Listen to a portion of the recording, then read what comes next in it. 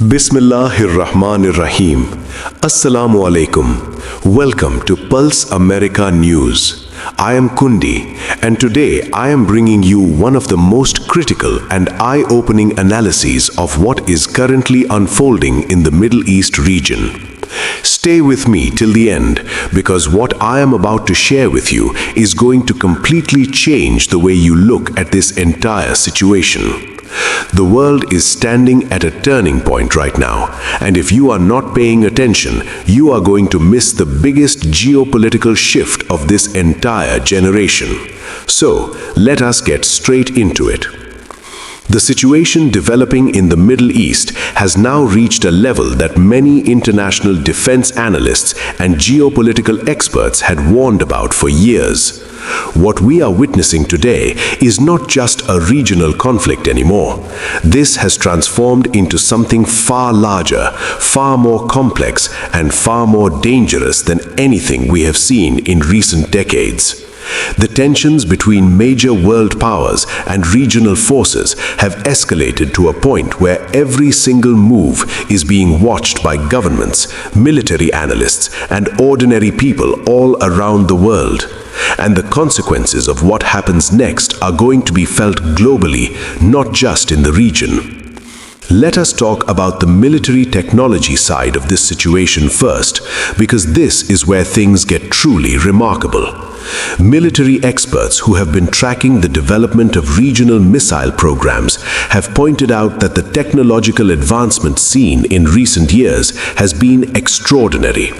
There are missiles in play right now that fall into the hypersonic category, meaning they travel at speeds exceeding Mach 10, which is 10 times the speed of sound. To put that in perspective, these weapons move so fast that traditional air defense systems struggle enormously to detect, track, and intercept them in time. The reaction window for any defense system against a hypersonic projectile is measured in seconds, sometimes even less.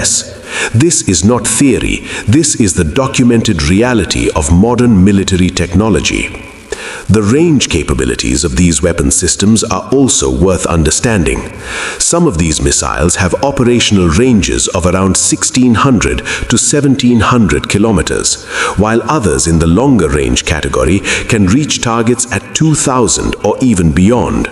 What this means practically is that a very large geographical area falls within potential strike range.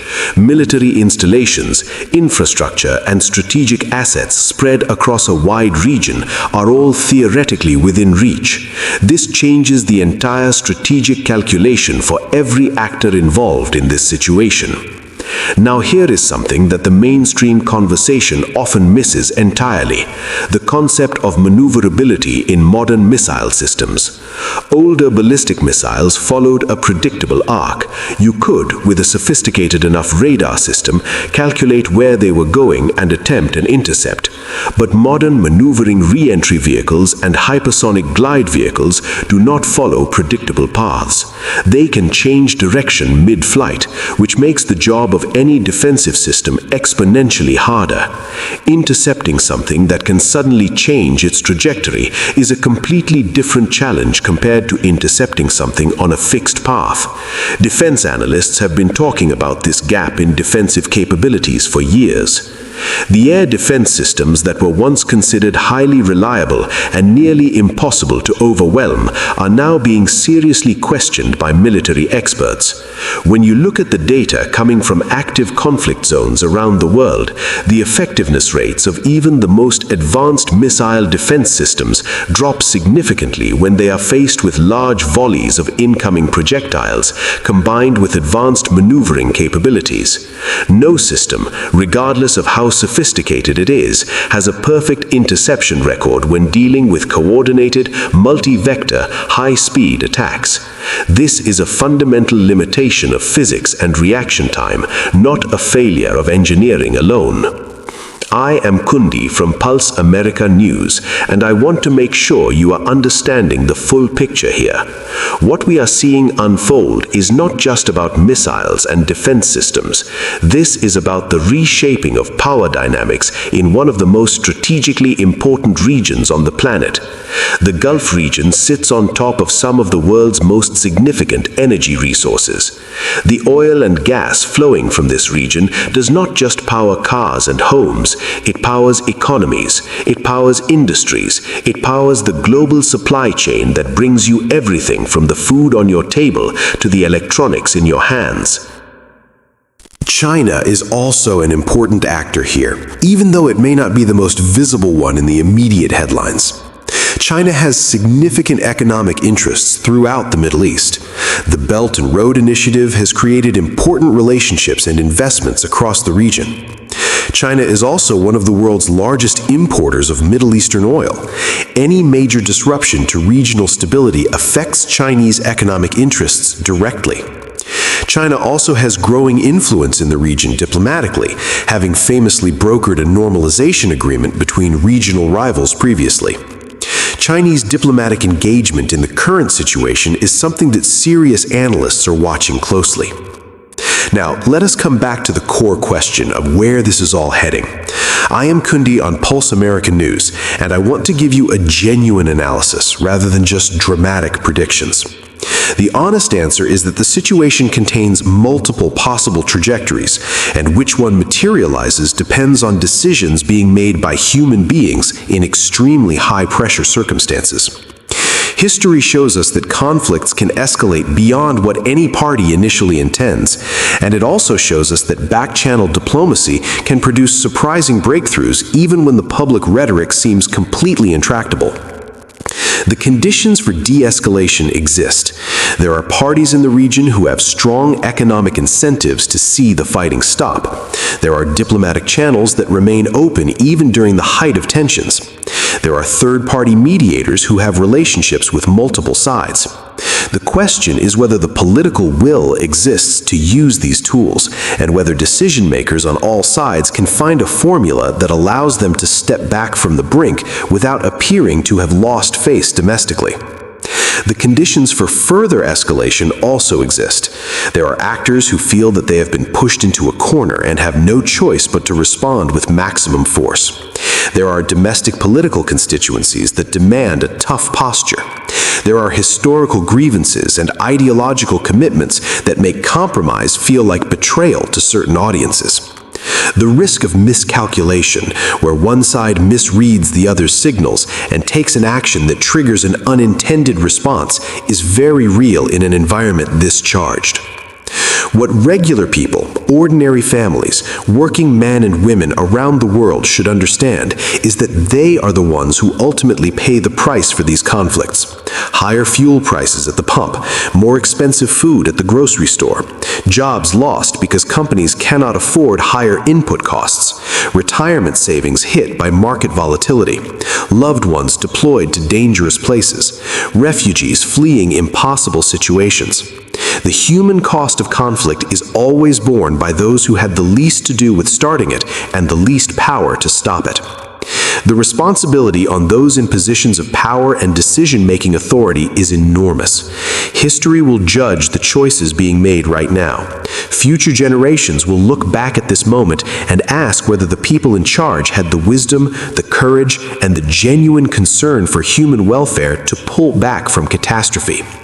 We can only hope that those voices, the voices of reason and diplomacy and shared human interest, are being heard in the rooms where the decisions are actually being made. This is Kundi for Pulse America News. If this analysis was valuable to you, please like this video and share it with people in your circle who need to understand what is really happening in the world right now. The more people who are genuinely informed about these issues, the better the chance that public pressure can push decision makers toward peaceful solutions. Stay aware, stay informed, and we will continue bringing you honest and thoughtful coverage of the most important stories shaping our world. Thank you for watching. The signals coming out of various diplomatic back channels suggest that there is active communication happening at many levels, with various parties trying to find language and frameworks that could de-escalate the situation. The Gulf states, in particular, appear to be working to position themselves as potential mediators, or at least to distance themselves from being seen as active participants in the conflict. The message being sent, according to analysts who follow this region closely, is essentially that these countries do not want to be caught in the middle of a larger confrontation between major powers. Their interests are in commerce, in development, in building their futures, not in becoming battlegrounds for other people's conflicts. This brings us to the broader question of what the major powers are actually trying to achieve here. When you look at any conflict, you have to ask yourself a simple question: who benefits from continued escalation and who benefits from de-escalation?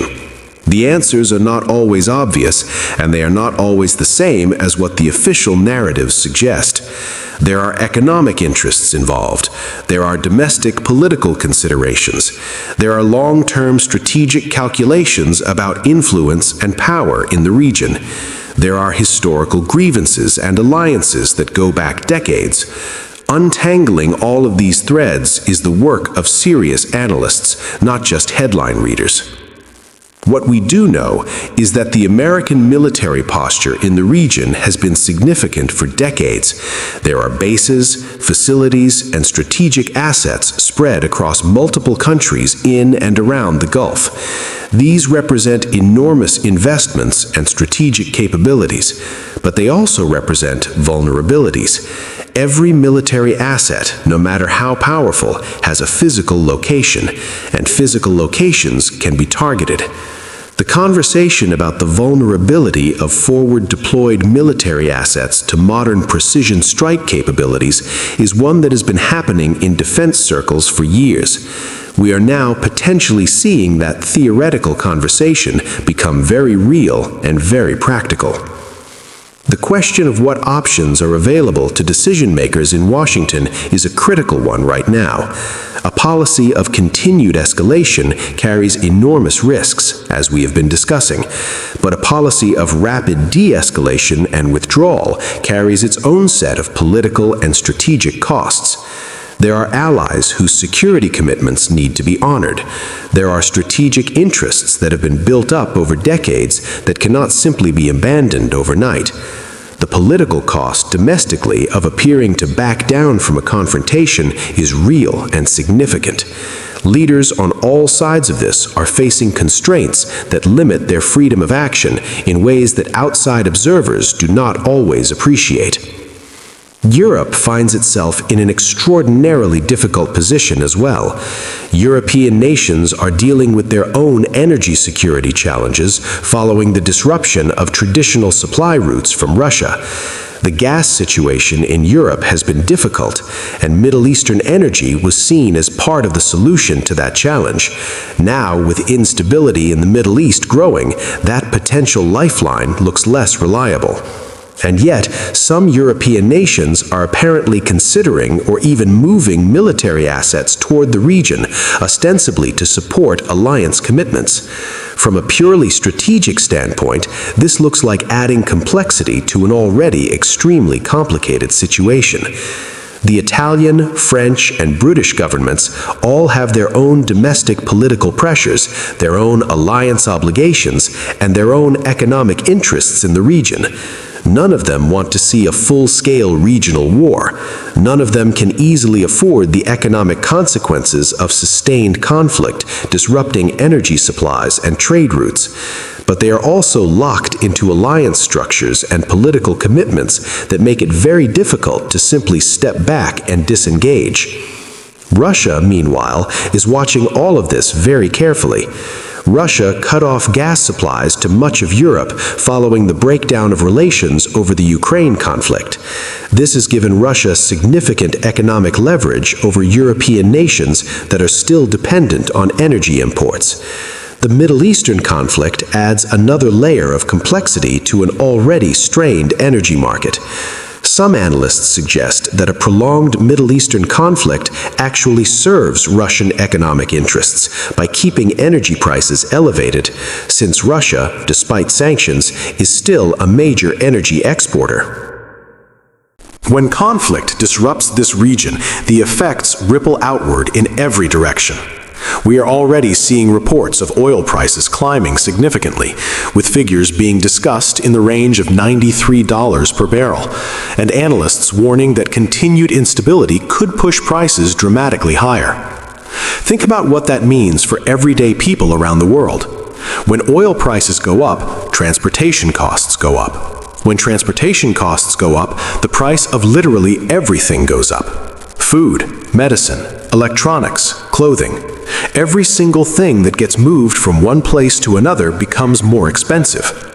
The economic consequences of sustained conflict in this region are genuinely global in their impact. Japan is concerned, South Korea is concerned, Australia is expressing worry.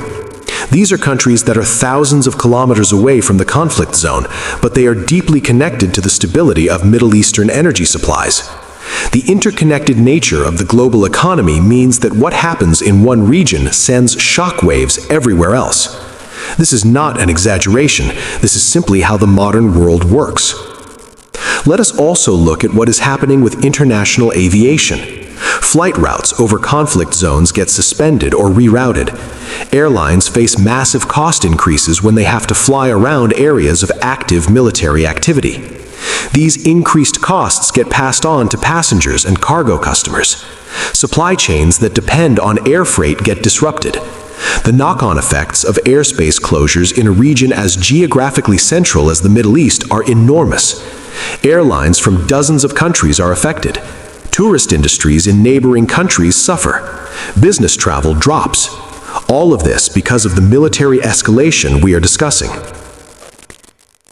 Now I want to bring your attention to the Gulf states specifically, because their position in all of this is fascinating and complex. These are countries that have built incredible wealth and sophisticated modern economies over recent decades. They have invested trillions of dollars in infrastructure, in tourism, in financial services, in technology. Dubai, Abu Dhabi, Doha, and other Gulf cities have transformed themselves into global hubs for business, tourism, and culture. The tourist season in these countries, which runs roughly from September through April when the weather is pleasant and millions of visitors come from around the world, represents an enormous portion of their economic activity. When conflict flares up in the region, this entire economic model gets threatened. Tourists do not travel to places where there is active military tension. Businesses do not hold conferences and events in cities where air raid alerts might go off. Investors get nervous and hold back. The very image of stability and safety that the Gulf states have worked so hard to build gets damaged. This is why, according to multiple reports and analyses, leaders in the Gulf are under enormous pressure to find some kind of diplomatic off-ramp to the current situation. Their economic interests are fundamentally tied to regional stability.